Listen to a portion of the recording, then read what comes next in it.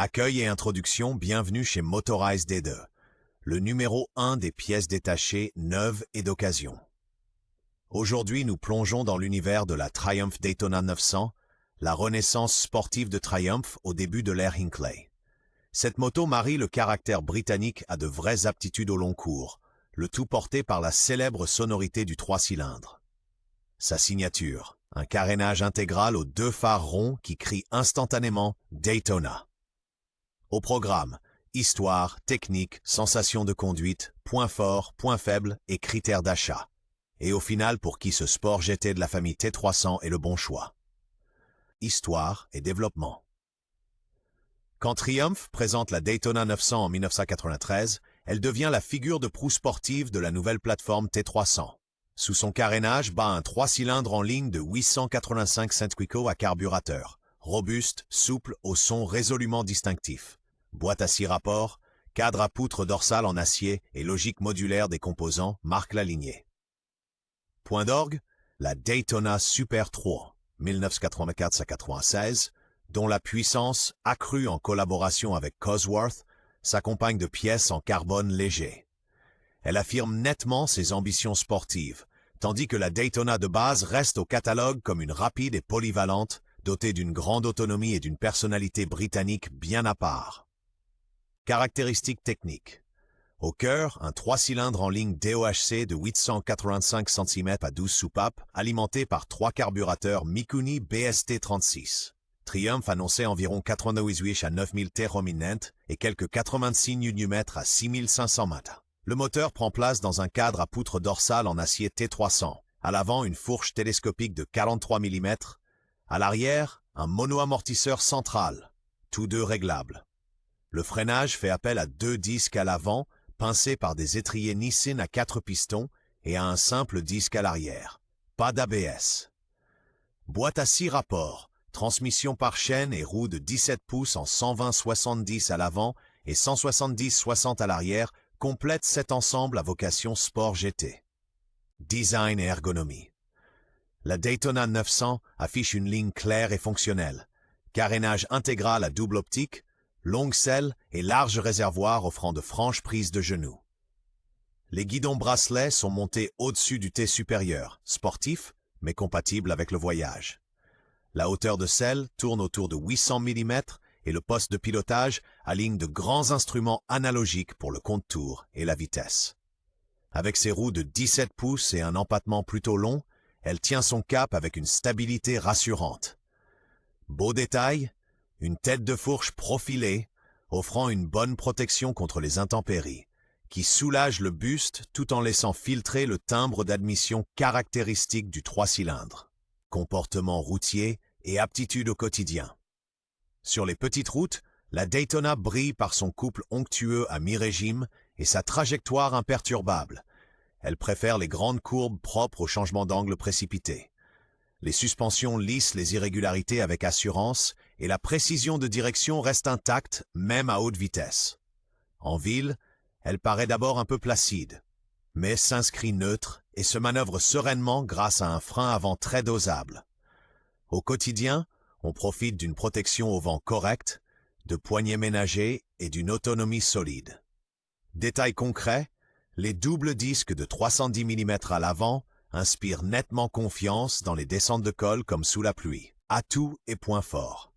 Sa grande force, c'est son caractère. Le 3 cylindres de 885 cm3 conjugue une douceur de fonctionnement raffinée, un timbre rauque et des relances vigoureuses dès les mi-régimes. Il emmène la Daytona avec sérénité sur de longues distances, sans renier son cœur sportif. Le cadre à poutre dorsale en acier apporte de la stabilité, le carénage une vraie protection au long cours. Un compromis convaincant. Parmi les points marquants de la lignée, l'architecture modulaire T300, qui partage de nombreux composants avec les modèles sœurs et facilite durablement l'approvisionnement en pièces.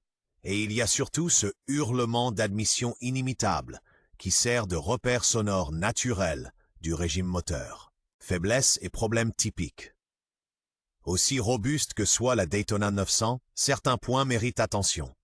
La roue libre de démarreur, Sprag Clutch, n'aime pas les batteries faiblardes. Démarreur qui patine, vilain claquement et réparation coûteuse, souvent au prix d'une ouverture du moteur. Le circuit de charge, avec son régulateur redresseur et certains connecteurs, est vulnérable. Un régulateur MOSFET et des masses impeccables fiabilisent l'ensemble. Les étriers Nissin à 4 pistons ont tendance à gripper si on les néglige, ce qui peut provoquer des vibrations au freinage. Côté cosmétique, des premières Inkly, visseries qui rouillent et peintures qui s'écaillent sur les carters. Enfin, son poids demande un peu plus d'engagement physique dans les changements d'angle rapides. Accessoires et options de personnalisation. La Daytona réagit sensiblement aux mises au point soignées. Une ligne d'échappement 3 en 1 haut de gamme, associée à un jeu d'aiguilles adapté pour les carburateurs Mikuni BST36 et à une boîte à air moins restrictive, améliore la réponse à la poignée et les reprises. Des durites aviation et des plaquettes fritées modernes renforcent le mordant au freinage. Une dent de moins au pignon aiguise les accélérations sans sacrifier ses aptitudes au voyage. Des ressorts de fourche plus progressifs et un mono-amortisseur tout neuf rehaussent la stabilité sur les revêtements ondulés. Côté look, une double bulle MRA et un capot de selle assorti s'intègrent parfaitement. Détails pratiques, un porte-bagages arrière Rentec discret pour les affaires du week-end. Cote et critères d'achat. Sur le marché de l'occasion, une Daytona 900 bien entretenue se négocie le plus souvent entre 2 500 et 4 500 €. Les exemplaires strictement d'origine ou aux coloris rares valant davantage. Un carnet d'entretien à jour, un régulateur de charge en bon état et une roue libre de démarreur remplacée avec facture à l'appui sont de vrais atouts. Vérifiez une montée en régime franche et régulière, sans trou ni à-coups de carburation, une boîte qui sélectionne avec précision et des pistons d'étrier Nissin qui coulissent librement. Des carénages d'origine non modifiés préservent la cote, tout comme les Mikuni BST36 d'origine avec membrane intacte.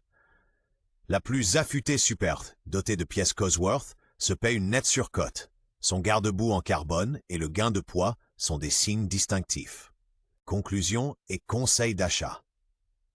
La Triumph Daytona 900 n'est pas une hyper sportive tape-nerf, mais un sport GT de caractère, avec une vraie âme, stable, taillée pour la longue distance et portée par l'inimitable chant de son 3 cylindres.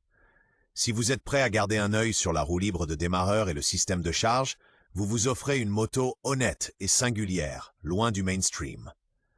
Particulièrement séduisant, les exemplaires d'origine soignés, avec freins et partie-cycle fraîchement révisés. Recommandation d'achat? Oui.